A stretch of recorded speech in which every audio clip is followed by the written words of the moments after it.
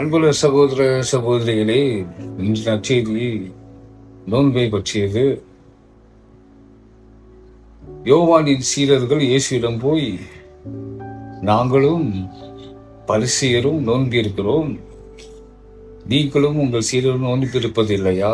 இயேசு ஒன்று சொல்றார், மணமகன் இருக்கும் வரை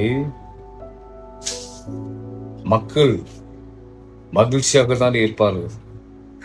யாராச்சும் நோன்பு இருப்பாங்களா? திருமண வீட்டில் யாராச்சும் நோன்பு இருப்பாங்களா? இல்லை. நோன்பு பழைய ஏற்பாட்டில்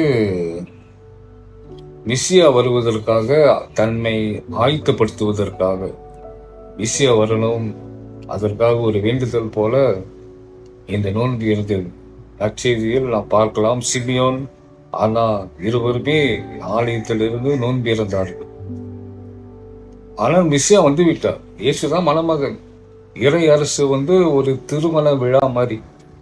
அப்ப இறை அரசு வந்தவுடன் மகிழ்ச்சியாக இருக்க வேண்டும். திருமண விழா மாதிரி மகிழ்ச்சியாக இருக்க வேண்டும்.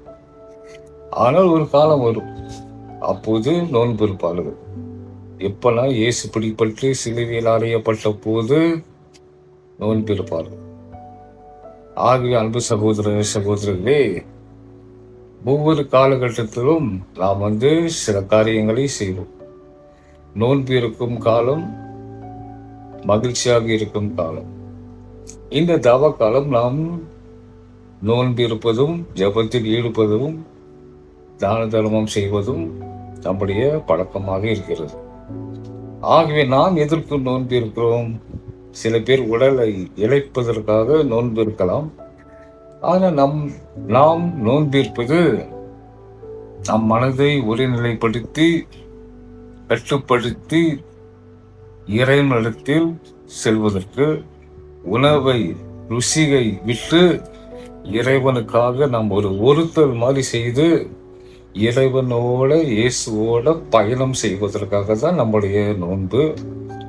இந்த மாதிரி தான் இருக்கணும். நோன்பு இருக்கலாம், எல்லாரும் நோன்பு இருப்பாங்க. ஆனா இந்த நோன்பு நம்மை இறைவனிடத்தில் கொண்டு வராட்டினா, நம் வாழ்வில் ஒரு மனமாற்றத்தை ஏற்படுத்தாட்டினா, பாவத்தை விட ஒரு கருவியாக இல்லாமல் இருந்துச்சுன்னா, அந்த மாதிரி நோன்பு நமக்கு தேவையில்லை.